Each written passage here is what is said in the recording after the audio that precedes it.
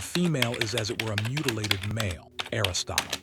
They told you women were divine, that their hearts were made of warmth and healing, that they loved deeper, purer, softer, that they were the answer to your chaos, the balm to your ache.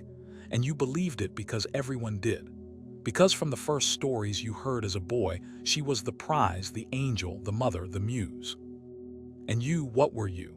The chaser, the protector, the fool on his knees offering himself in exchange for closeness.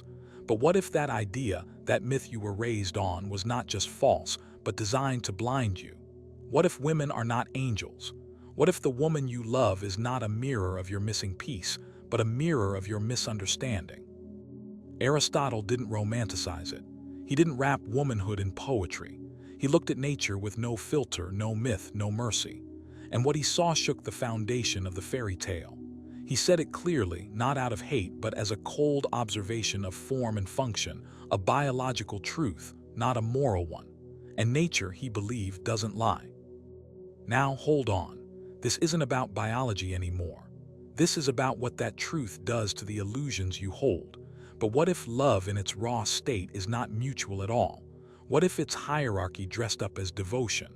What if when you say you're in love, you're just kneeling at the altar of your own idealization? You don't see her, you see the part of yourself that wants to be healed. And she sees the part of you that wants to believe. You think she's nurturing maybe. Or maybe she's mirroring what you crave because she knows that craving gives her control. You think she's soft. Look closer. That softness is performance. Not always manipulative, sometimes unconscious, but performance nonetheless. Because if Aristotle was right, then everything she does, everything she is shaped around what you want her to be. Not because she's weak, not because she's dishonest, but because nature made her that way. Adaptive, strategic, emotionally fluid, a shape-shifter. Because when you are not the center, when you are not the default, you learn to survive by bending to the dominant form. And in a man's world, women bend not out of love, but out of necessity. So now ask yourself, when you look at her, what are you really seeing? A person or a projection, a partner or a placeholder for your unresolved hunger. You don't want a woman, you want the idea of her. And she knows that, that's her power. She doesn't need to dominate you, she just needs to reflect you. And once she does, once she becomes the echo chamber for your emotional fantasy, you fall, you surrender. Not because she is powerful, but because you gave her that power, not because she's divine, but because you're lost. And once you've surrendered, once you've handed over your identity in exchange for that reflection, what remains of you? You think you're loving, you think you're giving, but really you're bargaining. You're offering your masculinity at the altar of approval, hoping she'll look at you and say, "You're enough." But what if she never meant to say that? What if she doesn't even see you, only the version of you she can shape? And here's what no one dares to say out loud. She's not looking for truth. She's looking for advantage, not out of cruelty, out of design. While you speak in vulnerability, she listens in strategy. While you offer your past like a confession, she listens for patterns, leverage, openings. Not because she's evil. She is not the origin. She is the response, the echo, the adjustment. You think that makes her less? It doesn't, because when someone doesn't have power and structure, they master power in subtlety. You call her emotional, but really she's surgical. You think she's feeling, but she's scanning. Every smile, every silence, every slight movement from you, she registers it like code. She had to master one thing: how to become indispensable to the very man who unknowingly fears her difference. And that's what you don't see. That your love isn't love, it's dependency. And her love is not care, it's calibration. She doesn't need to overpower you. She just needs to become essential. The voice you hear in your head before you make a decision, the comfort you crave after you fall, the approval you chase like oxygen. And you call that romance. That's obedience wrapped in poetry. But don't blame her. She didn't create this game, she learned it. She mastered it. Because when men were building systems, women were building survival. You conquered the outer world with war and steel. She conquered the inner world with softness and suggestion. Not because she was weak, but because she was watching, learning, adapting. She doesn't want to dominate your body. She wants to occupy your mind. And she does. She lives in your hunger. She lives in your guilt. She lives in your need to be wanted. That's not love. That's control so refined you call it chemistry. So invisible you call it fate. But fate doesn't track your flaws. She does. She remembers what makes you feel small. She remembers how you talk when you're unsure. She learns your rhythm, your volume, your vocabulary, because every detail you offer is another doorway into your self-worth. You thought she was fragile. She's not. She's a tactician. You thought she needed protection. She doesn't. She needed proximity. You thought she was waiting for you. She was watching you, watching how much of yourself you're willing to give away in exchange for the idea of being loved. And once she sees that weakness, you are no longer a man in her eyes. You are a resource, a means not to hurt you but to center herself. And that means she doesn't move toward you. She moves around you. She flows. She adapts. She doesn't demand power. She becomes the thing power needs. That's not love. That's evolution. And evolution doesn't care about your feelings. So here you are worshiping softness, kneeling before strategy, and still wondering why you feel so hollow, why you give and still feel unseen. It's because you're not loving a woman. You're loving the story you wrote about her. And the tragedy is she knows it. She knows it. And she plays it. Because the story benefits her more than the truth ever could. Why would she correct your illusion when it hands her influence without confrontation? Why would she dismantle the pedestal you built when that pedestal lets her rule without being seen as a ruler? You call her mystery. You call her feminine. You say she's hard to understand, but there's nothing mysterious about it. You just don't want to see the clarity hiding behind the comfort. She is not hiding. You're just refusing to look. Because the moment you admit that her kindness might be calculation, that her tenderness might be a tool, that her affection might be a mirror not of your worth but of her will, you'll have to admit something else. That the version of you she reflects is a lie you needed more than you ever needed love. She doesn't need to deceive you with words. You've already deceived yourself with meaning. She simply adapts to the role you cast her in. And when she no longer needs you, when the utility ends, when your usefulness expires, the role ends too. And then you say she changed, that she stopped loving you, that she grew cold. But maybe she didn't change. Maybe she just stopped pretending. Maybe she just stopped feeding the version of herself that kept you emotionally obedient. And here you are, confused, broken. Not because she left, but because your reflection left with her. You didn't lose love. You lost the part of yourself that only existed through her approval. And now you're empty because you were never whole to begin with. You were a man stitched together by the attention of a woman who knew exactly how to give just enough to keep you chasing and just little enough to keep you insecure. That's not her fault. That's yours, because you built your self-worth around her gaze. And when she stopped looking, your identity collapsed. Aristotle wasn't trying to attack women. He was describing nature, but you can't stand that kind of clarity. You'd rather be seduced than confronted. You'd rather be needed than be real. You'd rather be loved through illusion than seen through truth. But she sees. She always saw. She saw how badly you needed her to be perfect, how desperately you wanted to be enough. And she used it, not maliciously but instinctively. Because when you're the imperfect man, as Aristotle would say, when your form is reaction, not creation, your strength becomes the mastery of perception. You must learn how to manipulate attention, how to provoke emotion, how to center yourself through his vulnerability. And when you do it well, he won't even notice. He'll call it fate. He'll call it magic. He'll call it love. But it's not magic, it's measurement. She is not mysterious, she's meticulous. Every pause, every tear, every gesture, it's not random, it's deliberate. She's not emotionally lost, she's emotionally literate. She knows the grammar of your heart better than you do. And she edits you silently, strategically, until you're speaking her script without realizing you forgot your own. And this is where men break. This is where the illusion becomes unbearable, because at some point the crack starts showing. The pedestal begins to wobble. You start noticing that she doesn't admire you, she manages you. That she doesn't uplift you, she rearranges you. And when you resist, when you reclaim, when you say no, she pulls back. Not because she's hurt, but because control has slipped. And without control, there is no leverage. And without leverage, there is no intimacy. Because in her world, intimacy is not connection, it's choreography. And you've been dancing to her rhythm without even knowing the music was hers.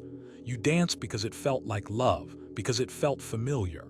Because the myth of her grace wrapped itself around your loneliness like silk around skin. But it wasn't grace, it was gravity. You didn't fall in love, you fell into orbit. Around her moods, around her needs, around her silence, around her reactions. And you thought that meant closeness, But closeness without clarity is just captivity. And you've been captive so long you've mistaken the cage for connection. You used to have edges, opinions, direction.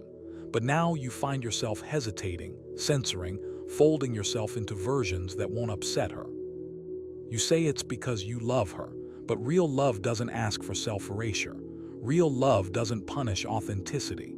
And if the cost of her affection is your voice, your will, your spine, then what you have is not a relationship. It's a rehearsal for obedience. And still you defend her. Still, you tell yourself she's just misunderstood, that she's complicated, that she's been hurt. But maybe the real truth, the one that burns quietly beneath your rationalizations, is that she's not confused at all. She's clear, crystal clear. She knows what she's doing. She knows what she wants. And she knows exactly what part of you she has to touch to get it. You think she's emotionally raw. She's emotionally precise. You think she's overwhelmed. She's calculating. Every outburst, every breakdown, every retreat, those aren't weaknesses. They're tools. Because in a system where the male is power and the female is deviation, the only way to win is to make him hand over his power willingly. And you did. You gave it up like a gift, thinking it made you noble, but it didn't. It made you predictable. Predictable men are easy to break.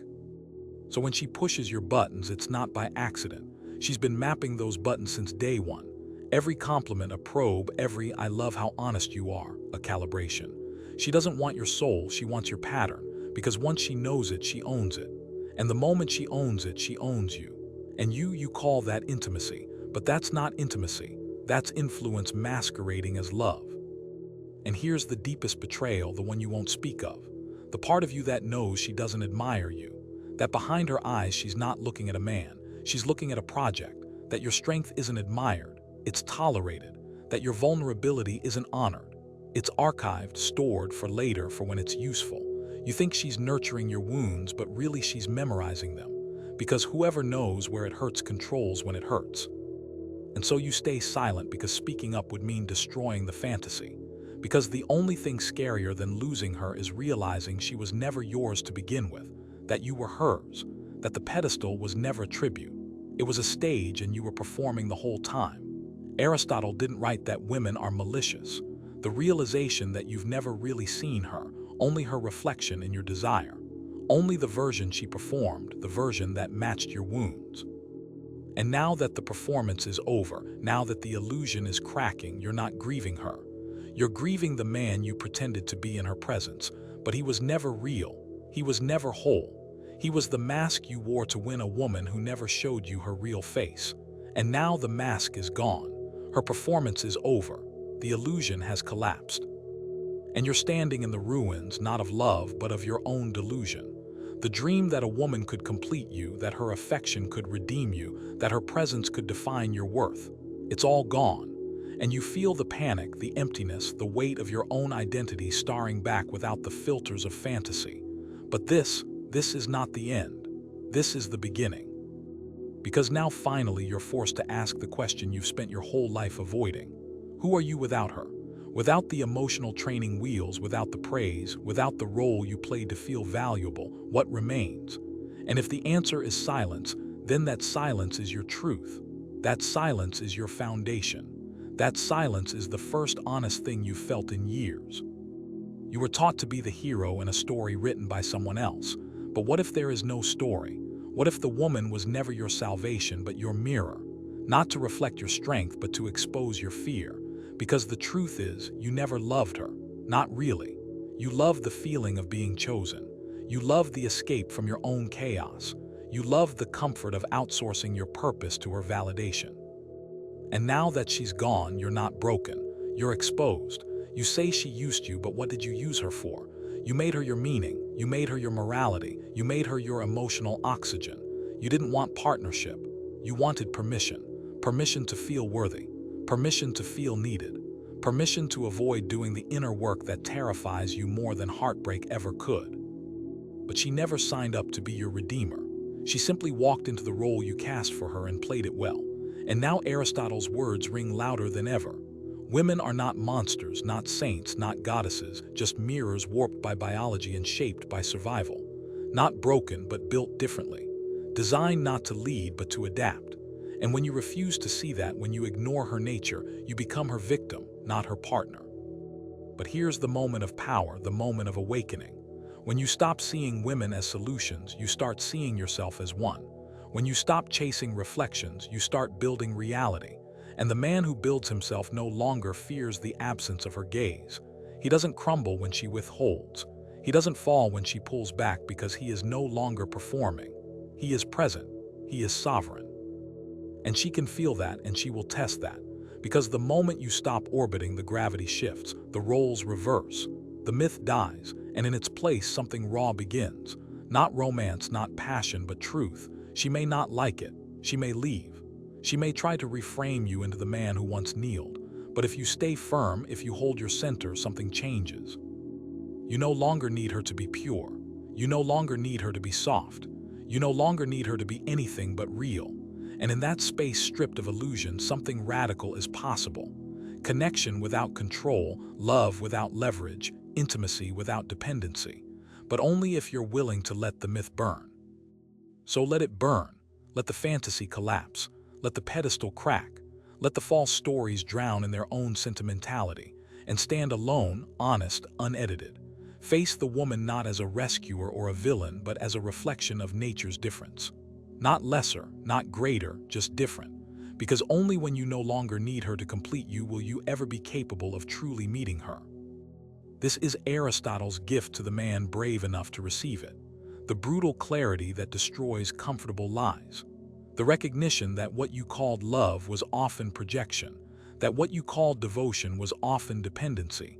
That what you called connection was often control disguised as chemistry. But this destruction is not the end, it's the foundation.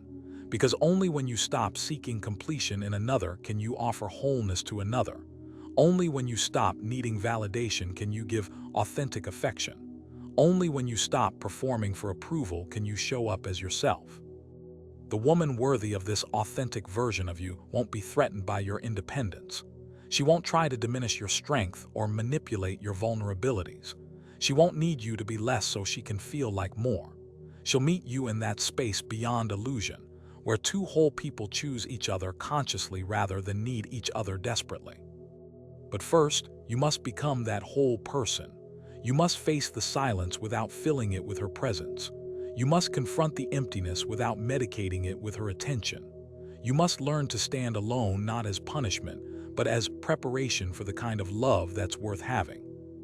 Aristotle's observation wasn't meant to make you hate women, it was meant to help you see them clearly, and in seeing them clearly to finally see yourself. The journey from illusion to truth is brutal, but it's the only path to authentic connection. The question is, are you brave enough to walk it?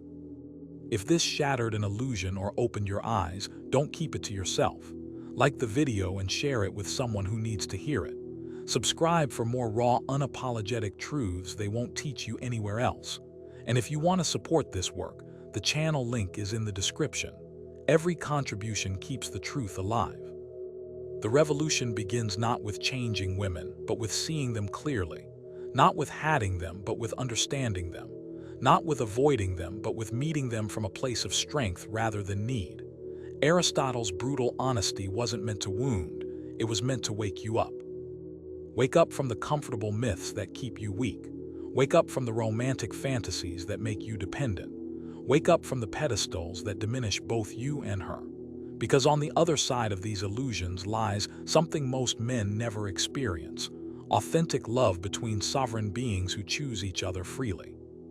But that love requires something most men are too afraid to develop: the ability to stand alone without desperation, to be whole without completion, to love without losing yourself. This is the price of authentic connection. This is the cost of real intimacy. This is the sacrifice required to move beyond the games into genuine meeting. Are you willing to pay that price? Are you ready to let the myths die so that truth can be born? The choice is yours, but choose consciously. Because unconscious choices aren't choices at all. They're just patterns repeating themselves until you finally have the courage to break them. The woman who can handle your authenticity is worth waiting for. But first, you have to become worth finding.